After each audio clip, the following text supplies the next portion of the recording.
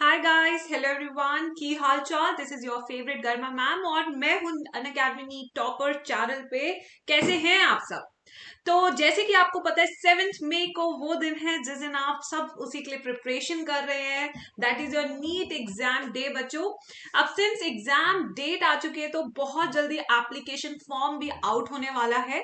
जैसे कि आप सामने स्क्रीन पे देख सकते हैं कि NEET UG 2023 application soon, check details here. यानी कि बहुत जल्दी आपका एप्लीकेशन फॉर्म आने वाला है। तो बहुत सारे बच्चों को बहुत सारे क्वेश्चंस होते हैं कि एप्लीकेशन फॉर्म कहाँ पे भरना होता है, कैसे भरना होता है, क्या क्या डॉक्यूमेंट्स चाहिए होते हैं। तो जो लास्ट मिनट पैनिक आप करते हैं उससे बचाने के लिए मैं आपके लिए एक प्यारी सी वीडियो बना रही हूं।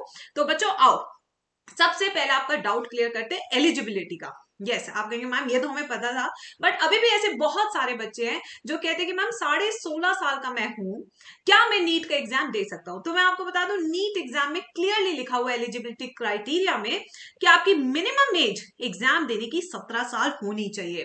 तो अगर आप एग्जाम देते टाइम पे 17 साल के कंप्लीट हो चुके हैं तो आपको कोई एग्जाम देने से रोक नहीं सकता। बट अगर आपकी एज उस दिन तक भी बेहद कम है तो यानी कि आप एग्जाम नहीं दे सकते।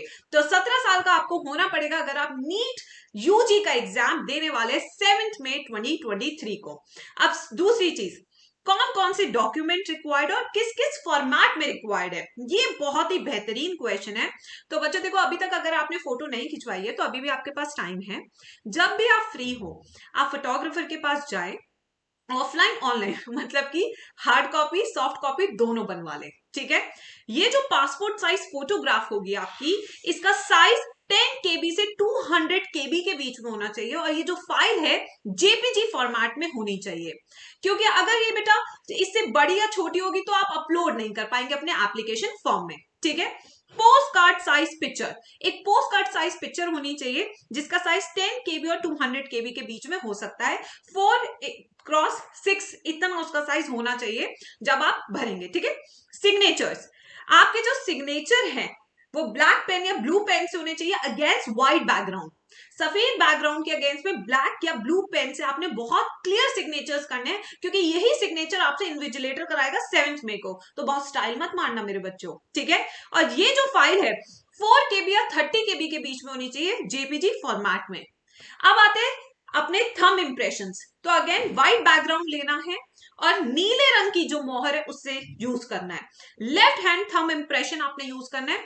इसकी फोटो क्लिक करके आपने 10 KB से 200 KB का साइज इसे बना देना है बिफोर अपलोडिंग। क्लास 10th का पासिंग सर्टिफिकेट चाहिए कि आप क्लास 10th पास कर चुके हैं। क्योंकि 12th का इसलिए नहीं मांग रहे क्योंकि बहुत सारे बच्चे अपीयरिंग, अभी तो बोर्ड्स होंगे, रिजल्ट आएगा, वो तो बड़ी डिफरेंट स्टोरी है। तो ये 10th से भी खुश हो जाते हैं। ठीक है, 50 से 300 KB का इसका साइज होना चाहिए। Then you have category certificate. अगर आप SC ST OBC किसी भी कैटेगरी को बिलोंग करते हैं तो आपके पास उसका सर्टिफिकेट होना चाहिए, PDF फॉर्मेट होना चाहिए, 50 से लेके 300 KB का साइज होना चाहिए उस PDF फॉर्मेट का। तो अगर अभी तक आपने अपना सर्टिफिकेट नहीं बनवाया तो आप अपने गांव के तहसीलदार से बनवा सकते हैं। ठीक है, नाउ PWBD सर्टिफिकेट, अगर आप PWBD सर्टिफिकेट है आपके पास, अगर आप इस कैटेगरी में आते हैं तो 50 से 300 KB PDF फॉर्मेट में आप ये भी बना सकते हैं। ठीक है, नाउ सिटीजनशिप सर्टिफिकेट आधार कार्ड बेसिकली कोई भी आईडी प्रूफ मांग रहा है यार, सिटीजनशिप कैसे प्रूव करोगे? वोटर आईडी कार्ड, आधार कार्ड सबसे बेस्ट रहता है। ड्राइविंग लाइसेंस तो बनता नहीं है क्योंकि आप 18 साल के बहुत सारे बच्चे नहीं होते हैं, तो आधार कार्ड आप यूज कर सकते हैं। अगर आपने नहीं बनवाया तो अभी जाके अपने मोहल्ले के जो आधार यूनिट है उससे बनवा लें। ठीक है, क्योंकि बहुत जल्दी ये आने वाला है। ठीक है गाइस, तो ये सारी चीजें आपके पास तैयार होनी चाहिए जिससे कि लास्ट मिनट हासिल ना हो, आप बहुत ज्यादा पैनिक ना हो और आराम आराम से आप सारे काम करें अपनी क्लासेस के साथ। अब आते हैं नीट 2023 एप्लीकेशन फॉर्म करेक्शन। आप कहेंगे मैम अभी तक फॉर्म नहीं भरा, आप करेक्शन की बात कर रहे हो। मैं इसलिए ये बात बता रही हूँ क्योंकि भाई गलती करो ही मत ना कि करेक्शन विंडो पे बैठना पड़े। मैं तो तुम्हें ये बोलूंगी ना एज अ टीचर, गलती करो ही मत कि करेक्शन विंडो तक जाना पड़े। तो उसके लिए पर्सनल डिटेल्स, जो आपका नाम है आधार कार्ड पे सेम वही लिखना है। ठीक है, ज्यादा कोई इनोवेटिव मत लिख लेना। Place of birth, medium of question paper, आप हिंदी मीडियम कौन से मीडियम में चाहते हैं वो भी आप मेंशन कर सकते हैं। चॉइस ऑफ एग्जाम सिटी, कहां आप चाहते हैं कि आपका सेंटर होना चाहिए। Academic details, class 10th 11th 12th, address, detail of parents और गार्जियंस एंड ड्रेस कोड। ठीक है, तो ये सारी चीजें होती है जहां पे हम बहुत ज्यादा गलतियां करने के चांसेस होते हैं, फिर हम करेक्शन विंडो का वेट करते हैं, फिर हम वापस से करते हैं। तो इसलिए ये सब चीजें अवॉइड करो बच्चों, ये सारी डिटेल्स पहले ही बहुत आराम से भरो, जिससे कि कोई भी परेशानी आपको बाद में ना हो और आप सिर्फ और सिर्फ अपने नीट एग्जाम की तरफ फोकस करें। ठीक है,